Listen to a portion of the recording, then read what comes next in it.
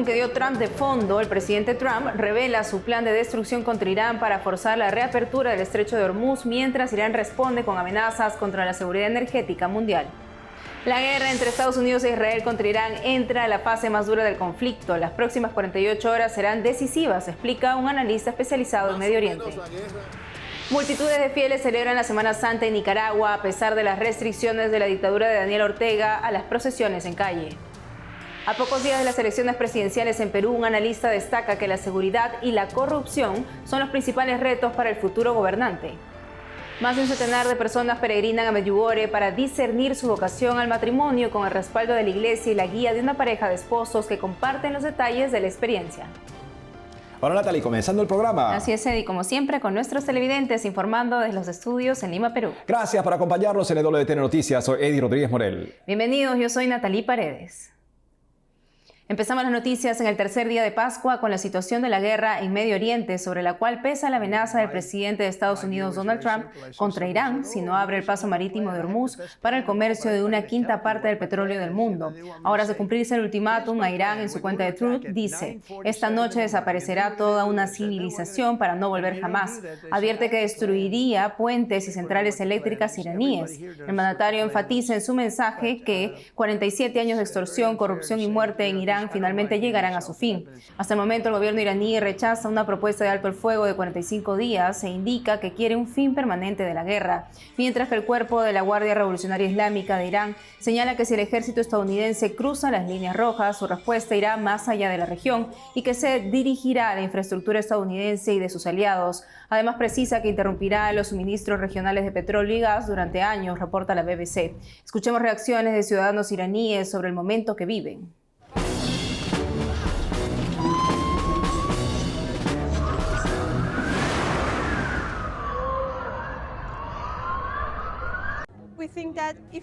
Creemos que si no tenemos electricidad, por supuesto, será muy difícil. Si no tenemos medicamentos para darles, los servicios pueden colapsar. Pero estamos luchando con eso. Esto es guerra y creo que estamos aquí solo para ayudar y dar servicios a los pacientes. Trump inició la guerra contra nuestro país y nuestra nación y no sabe que somos la nación de la paz. Y no somos nosotros los que iniciamos esta guerra, sino que somos los que terminan esta guerra y Trump vendrá al infierno y aquí está el verdadero infierno. Al final, la guerra simplemente destroza las cosas. Prefiero que la gente se sienta mejor sin guerra. Ojalá pudiéramos alcanzar la estabilidad y la paz, especialmente teniendo en cuenta los problemas económicos y sociales a los que estamos lidiando en Irán, pero con menos costo. Para saber más al respecto, estamos con Alberto Fernández. Él es un especialista en temas de Medio Oriente y nos habla desde Washington. Alberto, bienvenido al programa. Muchas gracias. Pues Alberto, pónganos al día de esta situación, de la amenaza inminente del señor Trump y de cómo van las cosas para este conflicto en Irán. Bueno, estamos entrando, yo diría, en la parte más difícil de la guerra, o sea, lo peor del conflicto, la parte más destructiva y más dañina va a ocurrir en las próximas horas, yo diría en las próximas 24 o 48 horas de ambas partes. Y claro, uno debe señalar que las amenazas no es nada nuevo. El régimen iraní es famoso por sus amenazas, o sea, hace años. Si ustedes tocan un pelo de nuestra cabeza, vamos a destruir a Estados Unidos hasta el fin. Entonces parece que también hay la guerra actual y también hay una guerra psicológica, una guerra de propaganda de ambas partes. Y claro, por un lado, Irán cuenta básicamente con casi toda la prensa, el establishment de prensa occidental, que no simpatiza con el señor Trump y que promueve una narrativa de que Estados Unidos está perdiendo, de que esta es la guerra de Trump, de que esto es algo inútil y que no hay ninguna amenaza inminente como alega el señor Trump para que justifique esta ofensiva. Y claro, Irán cuenta con que con ese tipo de campaña mediática, que son socios, digamos, de él, de hecho, ideológicos en este tema, lleve un desgaste que lleve a que Estados Unidos finalmente cese su ofensiva, ¿correcto? Así es. Bueno, esa es la realidad. O sea, francamente, Irán no puede hacer mucho contra Estados Unidos. Estados Unidos es demasiado poderoso y demasiado lejos de Irán. Entonces lo que hemos visto es enfocando, claro, atacando los vecinos países árabes de Irán, bloqueando el Golfo que afecta el suministro de petróleo. ¿A quién? A la China, a la India, a Japón, no a Estados Unidos y claro, tampoco a Israel. Entonces lo que Irán tiene es ese ataque indirecto. Y claro, el juego de propaganda es cierto, es una gran parte del asunto y Irán cuenta con ese público que hemos visto tantas veces, el juego antiimperialista que hemos visto en tercermundista, que hemos visto tantas veces, que un día es sobre Cuba o sobre Rusia o sobre no sé qué. Y entonces, más o menos, la guerra está continuando en sus diferentes niveles. El problema va a ser, o la gran pregunta va a ser, ¿dónde estamos en 2 o 3 días después de esa parte peor de la guerra que vamos a ver pronto? El señor Trump está convencido de que está haciendo lo mejor que puede hacer para el mundo. Me parece evidente que es franco en su determinación de librar al mundo de la amenaza de un régimen iraní con bombas nucleares. Y el argumento justamente del secretario de Estado hace unos días fue que Irán estaba muy cerca de poder lograr el tipo de defensa convencional que haría imposible detener su programa nuclear y que por eso era la última mejor esperanza de Estados Unidos de poder acabar con ese objetivo que le da vida y sentido al régimen iraní. Claro, ha sido la política de Estados Unidos por décadas, republicanos y demócratas, que Irán no puede tener una bomba.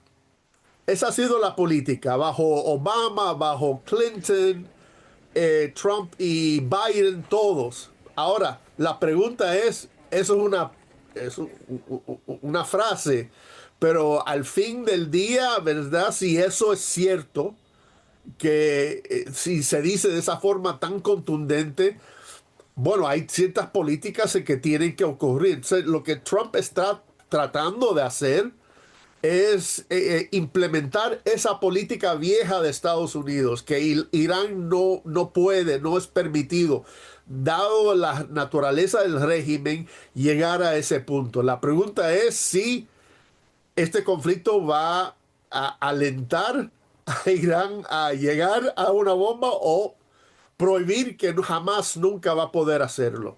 Como usted dice, vamos a estar muy atentos a las siguientes 48 horas y lo que pueden significar para en fin, ¿no? La continuación o desenlace de este conflicto. Alberto Fernández, gracias por haber estado con nosotros el día de hoy. Muchas gracias.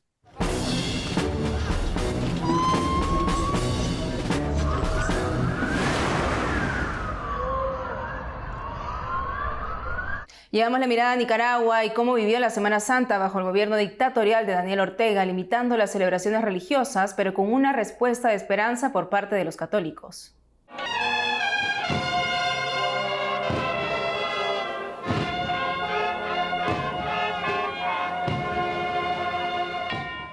Abarrotada de fieles la Catedral de Managua en Semana Santa, con celebraciones presididas por el cardenal Leopoldo Brenes, arzobispo metropolitano de Managua. Sin embargo, ninguna procesión pudo salir a las calles. Desde el 2022, el gobierno de Daniel Ortega prohíbe las procesiones del Vía Crucis en las calles. Las celebraciones religiosas se limitan al interior de los templos, patios o atrios bajo vigilancia policial, dijo a Ciprensa desde su exilio en Estados Unidos el padre Edwin Román, sacerdote nicaragüense vicario de la parroquia Santa Ágata en Miami, Florida. Marta Patricia Molina, investigadora y autora del informe Nicaragua, una iglesia perseguida, en sus redes publica estas fotografías que sus paisanos nicaragüenses le envían a Estados Unidos, denotando asedio policial, y dice: así se vivió la vigilia pascual en las parroquias de Nicaragua, bajo vigilancia policial. Ellos toman fotos y videos de las personas que entran y salen de la iglesia. Esta es una parroquia de la arquidiócesis de Managua. El padre Román destacó que pese a la persecución y la propaganda del régimen para que los nicaragüenses vayan a las playas y centros turísticos, miles de fieles asistieron a las iglesias durante Semana Santa. Desde su exilio en Miami, Monseñor Silvio Báez, obispo auxiliar de Managua, en la misa de Domingo de Resurrección, destacó la victoria de la justicia de Dios sobre las injusticias y la opresión humana en referencia a la situación en Nicaragua. Un Dios liberador que no se acomoda a las pretensiones de los poderosos, ni sigue los caminos marcados por los dueños del mundo. Por eso, nuestra libertad está llamada a tomar posición ante el Cristo resucitado. Ante Él debemos preguntarnos, ¿de parte de quién estamos? ¿De parte de los que crucifican o de los crucificados? Desde 2019 a la fecha son más de 28.000 las procesiones y actos de piedad popular en Semana Santa prohibidos de realizarse en forma pública por la dictadura de Daniel Ortega, informa la investigadora Marta Patricia Molina. Por otro lado, la violencia contra cristianos continúa en Nigeria, donde un ataque terrorista durante el domingo de Pascua dejó 8 muertos en 2 iglesias, una católica y otra protestante, en el estado de Kaduna, reporta Infocatólica. Los agresores entraron a las iglesias, mataron a los fieles y secuestraron a otros más, pero el ejército logró intervenir a tiempo, repeler el ataque y rescatar con vida a 31 personas. Los atacantes huyeron. El ataque a unos 100 kilómetros de la capital se produjo a pesar de que el gobierno extremó las medidas de seguridad, sabiendo que las celebraciones religiosas cristianas suelen suscitar la violencia terrorista. El hecho refleja el recrudecimiento del conflicto religioso en el país, especialmente durante celebraciones cristianas. Y en Perú, esta semana los candidatos presidenciales cierran sus campañas electorales antes de las elecciones del próximo domingo. Entre los candidatos con más seguidores, Keiko Fujimori de Fuerza Popular cerró este martes su campaña en regiones en la ciudad de Piura, al norte del país, mientras que el candidato de País para Todos, Carlos Álvarez, también estará en el norte este miércoles. Por su parte, el candidato Rafael López Aliaga de Renovación Popular cierra su campaña de Lima este jueves. 35 candidatos se presentan en las elecciones presidenciales en Perú y también renuevan el Parlamento.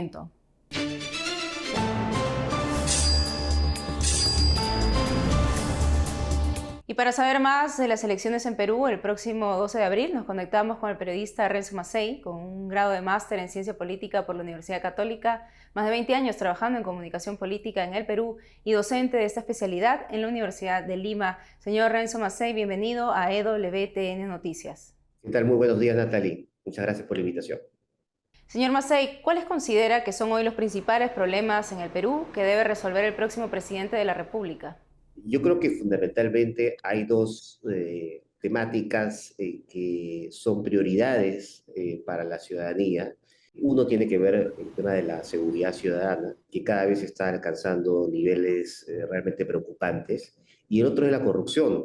Tenemos autoridades que están procesadas por diferentes temas, expresidentes, exministros, exfuncionarios, y creo que la ciudadanía está cansada de que las autoridades que salgan elegidas permanentemente estén siendo procesadas e incluso encarceladas. Así que es un tema que creo que va a ser importante en la decisión de los votantes el día 12 de abril. Así es, señor Macei. Y sobre los candidatos, ¿qué diferencia encuentra entre los candidatos favoritos, Keiko Fujimori y Rafael López Aliaga? Sí, yo creo que en general, y luego de haber apreciado los debates, ¿no? Un formato de debate bastante inédito por la cantidad de candidatos que hay en esta elección. En el caso de Keiko Fujimori, creo que ella, dentro de todo, ha logrado, digamos, posicionar un voto, el que se llama el voto duro, ¿no? Un voto que es difícil que migre a otro candidato. Creo que eso ha logrado conservarlo hasta el momento. En cambio, en otros candidatos, como en el caso de López Aliaga, hemos visto que el elector que en principio aparentemente iba a votar por López Aliaga, ha migrado su voto hacia otros candidatos. O sea, no era un voto tan duro que digamos, tan convencido del candidato. Así como en el caso de López Aliaga, hemos visto en otros candidatos también esta migración del voto. Esto nos hace suponer, veamos bastante migraciones, ¿no? Entonces, de candidato en candidato. Y no podemos asegurar hasta el momento quién quiénes podrían pasar a la segunda vuelta, ¿no? Por este fenómeno de este cambio en las decisiones. Precisamente sobre el humorista Carlos Álvarez, ¿a qué atribuye que también él esté entre los favoritos? Sí, Carlos Álvarez es un personaje sui generis, no es el único caso en el mundo que un comediante puede ser presidente. Ya pasó en Guatemala, pasó en Ucrania con Zelensky.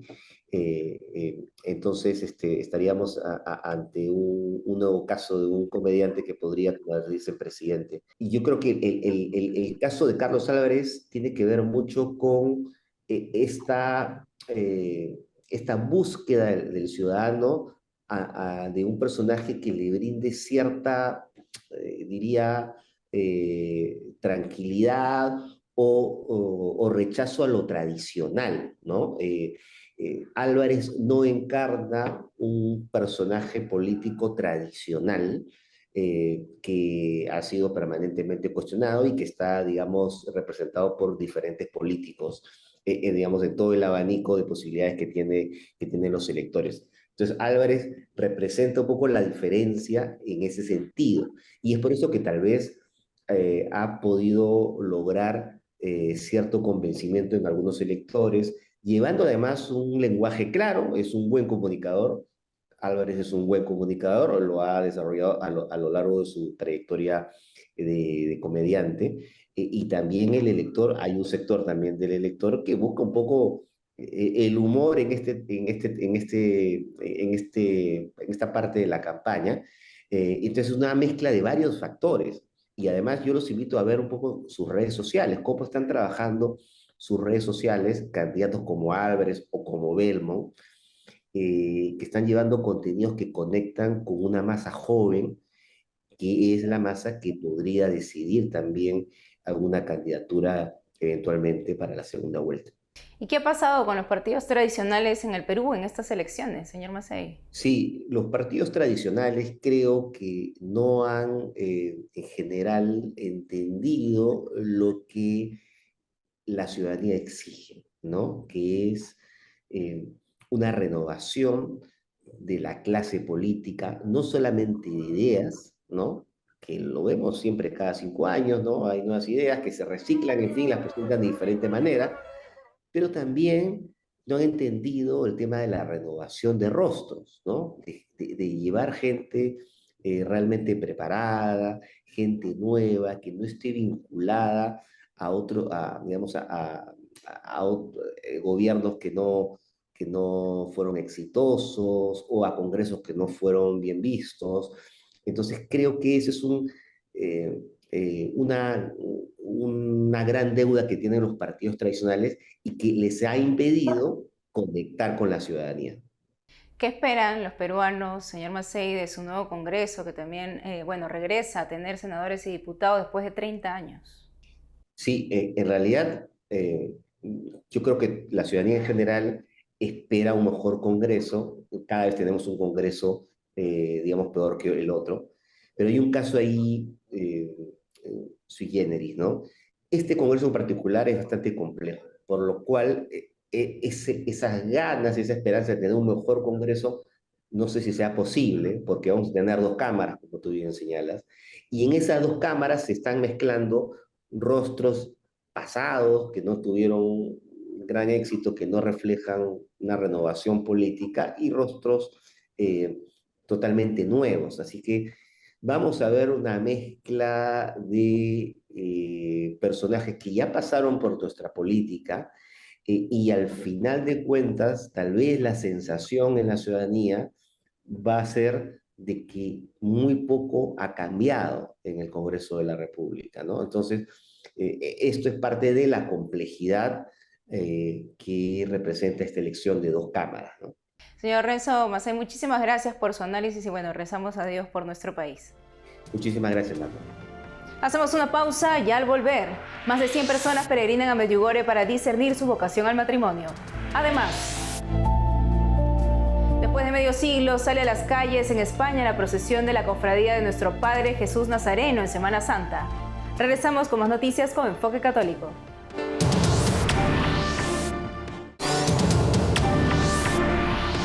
Más de 150 solteros participaron recientemente en una peregrinación a Medjugorje en Bosnia-Herzegovina con el objetivo de discernir su vocación y profundizar en su vida espiritual. Para saber cómo les fue, hablaremos con los responsables de la peregrinación, José Francisco y Janine, esposos misioneros digitales que están conectados con nosotros desde Murcia. Estimados José Francisco y Janine, feliz octava de Pascua y bienvenidos a EWTN Noticias. Hola. Muy buenas, Natalie. Feliz Pascua de Resurrección. Coméntenos cómo se inspiraron para realizar una peregrinación para solteros hacia Medjugorje. Pues bueno, mucha gente nos escribía pidiendo que rezáramos porque encontraran a su futuro San José o a su futura esposa. Y entonces, pues bueno, fruto de estas peticiones y también ese anhelo que teníamos en el corazón de hacer cosas para los solteros y las parejas, pues surgió esta peregrinación. Y queriendo compartir nuestro testimonio que nos conocimos allí, pues Así es. decidimos hacer esta peregrinación que nos propusieron hacer con nosotros y que además también pudimos y tuvimos la suerte de poder hablar con Munilla, de nuestro obispo Munilla, para que nos dirigiera, nos guiara un poco y bueno, nos animó a que sí, a que lo enfocáramos en los solteros. Ustedes se conocieron en Medjugorje, si nos podrían comentar un poco al respecto. Sí, es una larga historia. Pero bueno, sí, después de un largo proceso de conversión de mi mujer, ella conoció a los padres de Santa Teresita y entonces empezó a desear un matrimonio santo. Con el tiempo llegó a Medjugorje, allí una monja le dijo que escribiera una carta a la Virgen pidiéndole exactamente cómo quería a su futuro marido, porque ya llevaba más de 3 años y sufriendo porque no lo encontraba. Solo decir que la carta tenía 5 folios por delante y por detrás y que pedí que tuviera perilla y sonrisa perfecta. Bueno, perilla. El hoyuelo. El mentón partido. Y al año siguiente nos conocimos allí en Medjugorje en el Festival de la Juventud y bueno, comenzamos a salir y a los 6 meses nos casamos. Y eso también ha sido de inspiración seguramente para esta peregrinación. ¿Y qué actividades o programas se ofrecieron para ayudar a los peregrinos a discernir su vocación? Nosotros lo que queríamos y deseábamos es que las gracias que nosotros habíamos recibido allí y cómo lo habíamos recibido allí, poder llevar a la gente para que ellos también las recibieran. Yo tuve la suerte de poder ver a esa monjita que fue la que me dijo que escribiera la carta y la Virgen me escuchó y así me lo regaló porque de hecho José Francisco cumple con todos los requisitos de la carta de los 5 folios.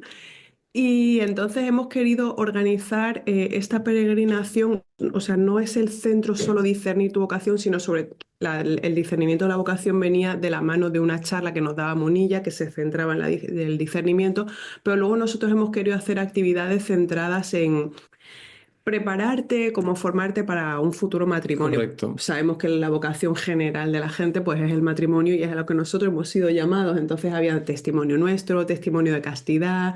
Testimonio de un sacerdote. Exacto, para que tuvieran el testimonio tanto de entre la charla de Munilla, el testimonio nuestro que es al matrimonio, el testimonio del sacerdote a la vocación religiosa, pues ahí era nuestra idea con la que nosotros queríamos que ellos pudieran tener pistas más que un discernimiento de silencio. ¿No? Y la Virgen, obviamente, y sus gracias. Y después de estos días, junto a nuestra Madre, la Virgen María, ¿qué les han dicho a los participantes? ¿Algún testimonio que nos puedan comentar? Pues bueno, la verdad que en general que la experiencia ha sido increíble, que no está pagado, o sea, muchos han hecho un esfuerzo muy grande viniendo de América, de muchísimos países han venido y que lo volverían a hacer y que bueno, que ha sido increíble la experiencia, ¿no?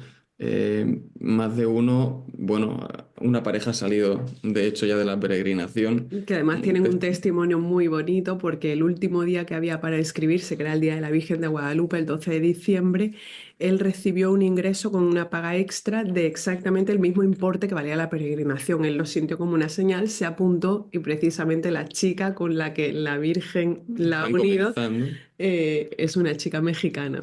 Entonces ha sido muy fructífero también esta peregrinación.